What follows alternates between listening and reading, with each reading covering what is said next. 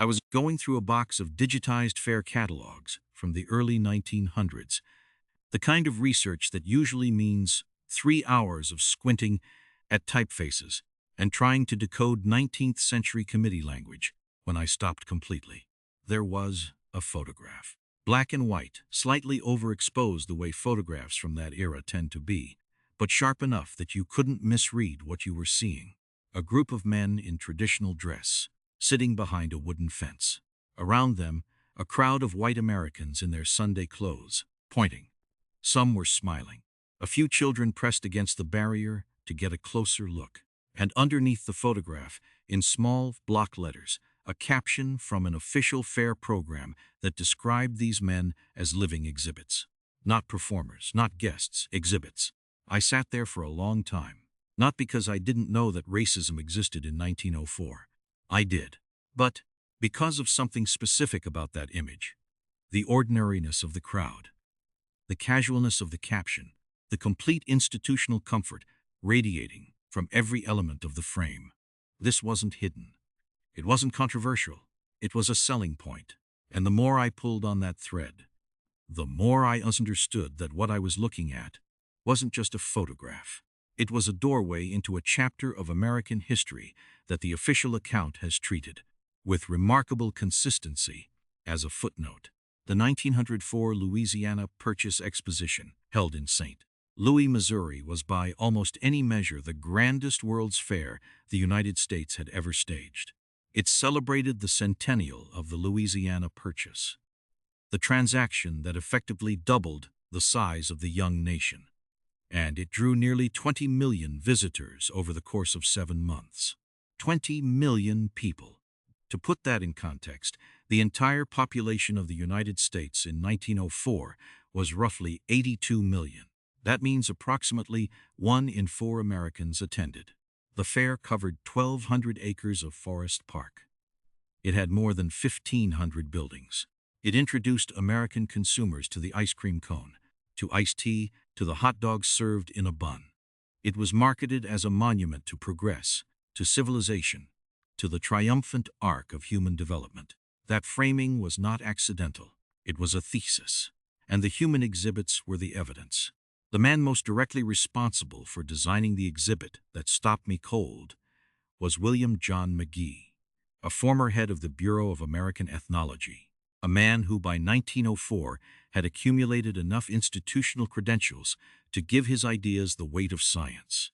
McGee believed that humanity existed on a single evolutionary ladder, and that different races occupied different rungs. At the top, white Western Europeans. At the bottom, what he called primitive peoples. His plan for the 1904 fair was to gather representatives of those so-called primitive peoples and put them on display side by side so that fairgoers could see the full span of human development with their own eyes. He called it a living anthropology exhibit. He recruited, transported, and in several documented cases effectively detained indigenous people from the Philippines, from Africa, from Patagonia, and from North America. He brought Geronimo. Geronimo, born Goyaway, meaning one who yawns, a leader of the Bedonko Apache, was, by 1904, one of the most famous people in the United States. He had spent nearly 2 decades as a prisoner of war, following his surrender in 1886. He was held at Fort Sill in Oklahoma, officially classified as a prisoner of the United States Army. He was 73 years old when he arrived in St. Louis. He was brought there not as a dignitary, not as a guest, but as an attraction. Fair programs listed him by name. Crowds paid to see him. He was photographed thousands of times. He sold autographed photographs of himself for pocket money, a transaction that some accounts frame as entrepreneurial, and others frame as the only form of agency available to a man who was not free to leave. What Geronimo had was something closer to negotiated visibility, a narrow corridor of choice inside a structure he did not control and could not exit. He reportedly said he attended the fair, hoping it might help his case for returning to Arizona. He was never allowed to return. He died at Fort Sill in 1909, still officially a prisoner, still waiting. A man who outlasted every military campaign against him. who became one of the most recognizable faces in America, who sold his own photograph to tourists at a World's Fair, died 4 years later as a prisoner of war without ever seeing his homeland again. The crowd that pressed against the barrier thought they were watching a relic. They were watching a man serving a sentence that no court had ever formally imposed. The fair's anthropology exhibits included approximately 1,200 indigenous people from various parts of the world, housed in reconstructed villages across a section of the fairgrounds. Visitors moved through these spaces as they would move through a natural history museum, reading informational placards, observing daily activities, sometimes watching stage demonstrations. The Igorot people from the Philippines were among the largest contingent, brought over following the American acquisition of the Philippines after the Spanish-American War. There were Ainu people from Japan, Patagonians from South America, Pygmy men from the Congo, and multiple groups of Native Americans from across the continent. All of them were living in the fairgrounds. All of them were observable. All of them were, in varying degrees, enclosed. The Igorot village was fenced. The areas designated for certain African participants were fenced and set apart from general circulation in a way that made the viewing dynamic unmistakable. There was an observer side and an observed side. Newspapers of the time reported on the exhibits with the same register they used for the animal pavilions. The St. Louis Post-Dispatch ran features describing the various peoples on display in language that was zoological in its precision and entirely unapologetic. This was not the fringe press. This was mainstream daily journalism, operating within the ideological consensus of its moment. This was not a carnival sideshow operating at the margins of respectable society. This was the center. McGee's exhibit was formally sponsored by the Smithsonian Institution. It received federal funding.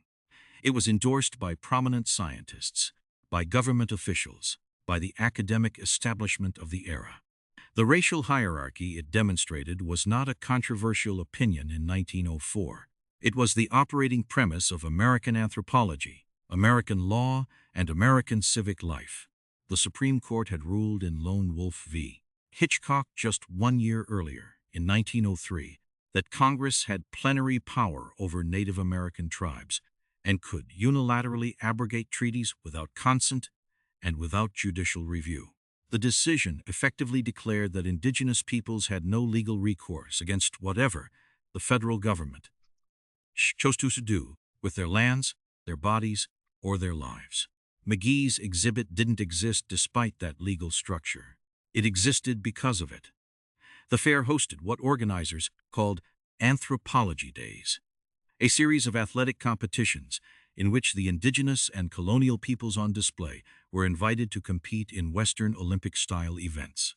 The explicit goal stated in official fair literature was to demonstrate that so-called primitive peoples were athletically inferior to white Western athletes.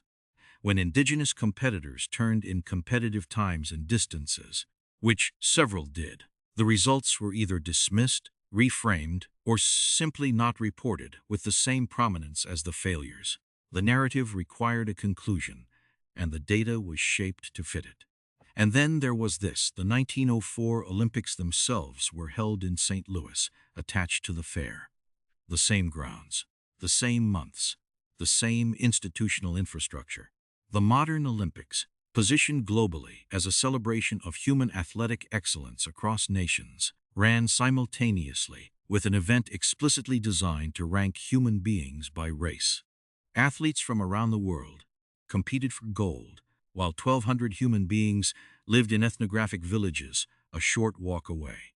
I am not going to tell you what to make of that proximity. The fair included exhibitions and lectures that framed the racial hierarchy in explicitly hereditary terms.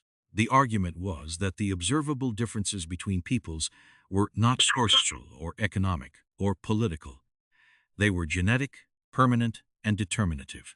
You were not looking at people who had been dispossessed, colonized, and forcibly relocated.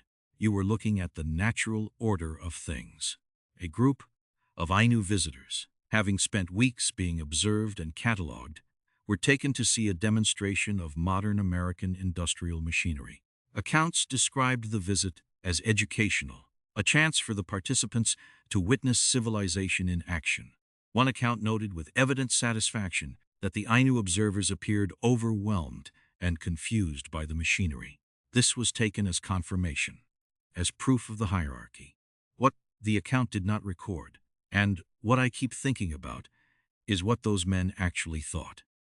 What they understood about where they were, about why they had been brought there.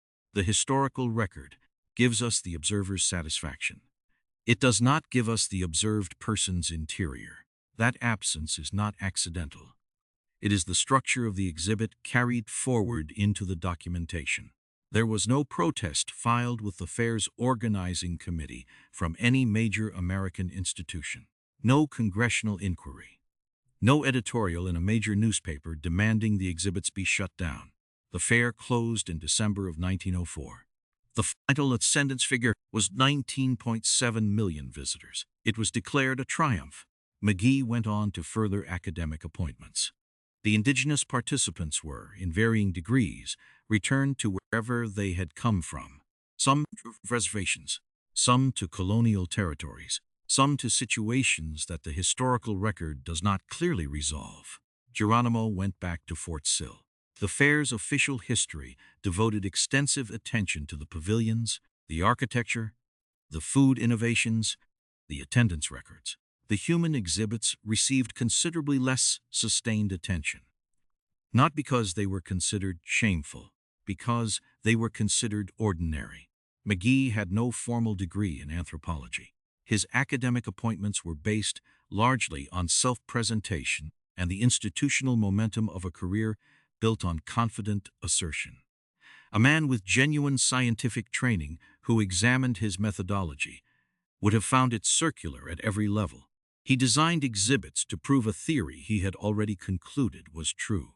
And yet he was the person the Smithsonian trusted to design an exhibit that shaped the worldview of 20 million Americans. The credential was not the point. The ideology was the point. The credential was the delivery mechanism. You have a federal government that had legally eliminated indigenous people's right to contest treaty violations. You have an academic establishment that had provided scientific language for racial hierarchy.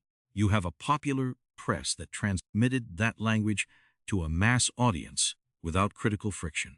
You have a World's Fair that assembled all of these elements into a single physical space, charged admission, and called it education.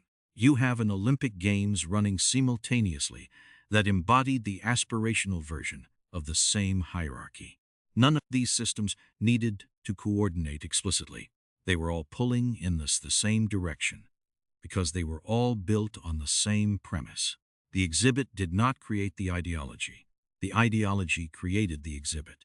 What happened at Forest Park in 1904 was not an aberration.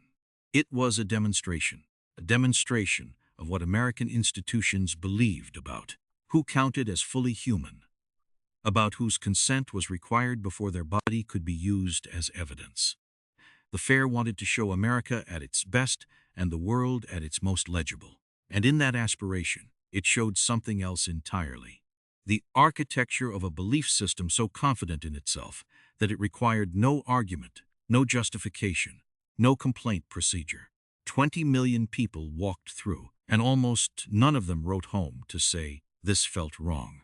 I keep asking how many of the 1,200 people living in those villages understood why they had been brought there. I keep asking what Geronimo thought, specifically, the first time a child pressed against the barrier to look at him.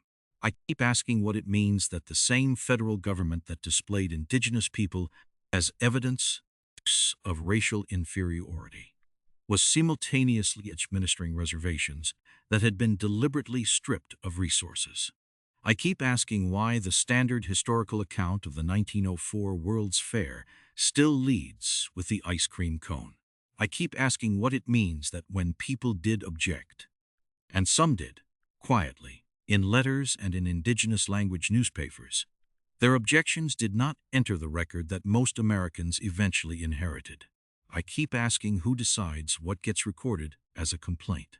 And I keep asking whether the absence of a filed objection in the institutional record tells us more about the people who were displayed, or about the institutions that decided what complaints were worth filing. I don't think this video answers that. I think this video is the beginning of a question that should have been asked 120 years ago, and wasn't, and that absence is itself part of the story.